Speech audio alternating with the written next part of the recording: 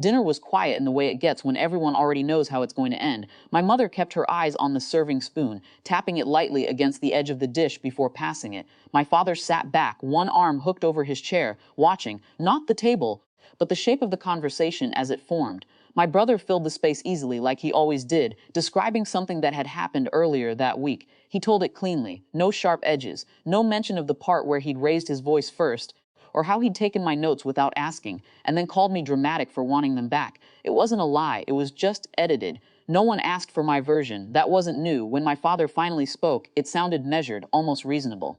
He said my name the way he does when he's already decided something. You need to apologize, he said. Until then, we're putting your studies on hold. He didn't say, we're cutting you off. He didn't need to. The meaning sat there anyway, heavy and complete. I remember noticing the way my brother didn't look at me, not directly, just a quick glance, then back to his plate. There was something in it, guilt exactly, more like anticipation, waiting to see if I'd fold. For a second I considered it, the apology, a simple sentence, cheap in a way. I'd done it before, given in just enough to keep things moving. It worked, temporarily. But I also remembered what came after those moments, how the line shifted each time, how the cost never stayed the same. So I said, all right. My mother exhaled softly, like tension had just been resolved. My father nodded once, satisfied. My brother's shoulders dropped a fraction. None of them asked what I meant. That helped. I didn't rush when I got to my room. There's a kind of clarity that only shows up when something finally stops being negotiable. It's not dramatic. It's quiet. Practical. I pulled out my documents first. Transcripts, certificates, the envelope I'd kept tucked behind a stack of old notebooks. Then my laptop. There were emails I drafted weeks ago and never sent. Applications half finished.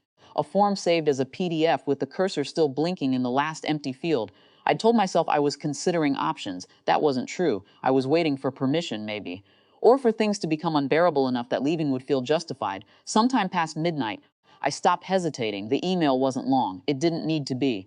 I attached what they required, filled in the missing lines, and read it once, not for tone, just for accuracy. Then I sent it. There's no sound when something like that goes through. No confirmation that matters in the moment. Just a small shift inside your chest, like something has locked into place. After that, packing was easier, clothes, mostly practical. A few books I knew I'd actually open. I left behind more than I took. It didn't feel like loss, just sorting. I slept a few hours, not deeply, but enough.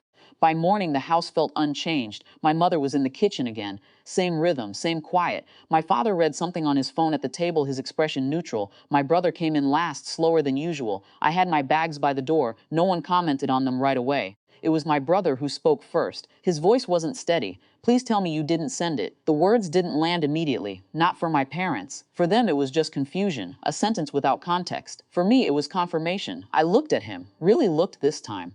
There it was again, that same anticipation from the night before, but twisted now into something tighter, less certain. Send what? My father asked, a small smile still lingering, like he expected a simple explanation.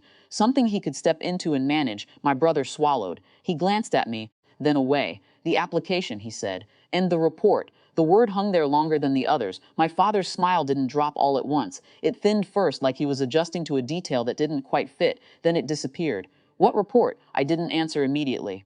Not because I was trying to build tension. I just didn't feel the need to rush into filling the space anymore. It's part of the process, I said finally. For independent enrollment, that was true. It just wasn't all of it.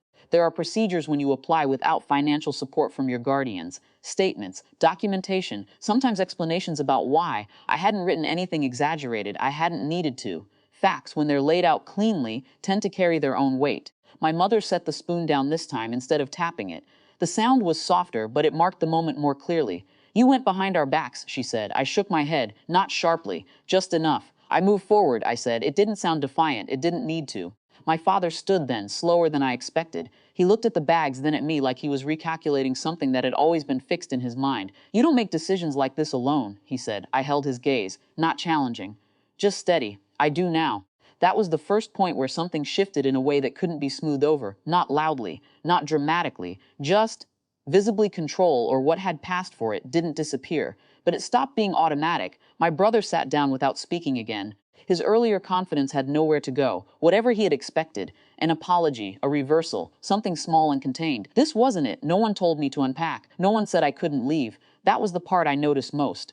I didn't stay long after that. There were still things unsaid, of course. There always are. Questions that would probably come later, in different tones, through different channels. But in that moment, silence did enough. At the door, my mother finally spoke again, softer this time. You could have handled this differently. Maybe I didn't argue it.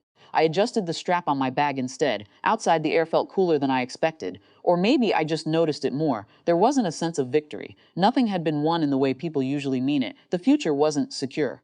The process I'd started could still go in directions I couldn't control. But the terms had changed. That was enough to move. I stepped forward, not quickly, not hesitantly either, just on my own terms.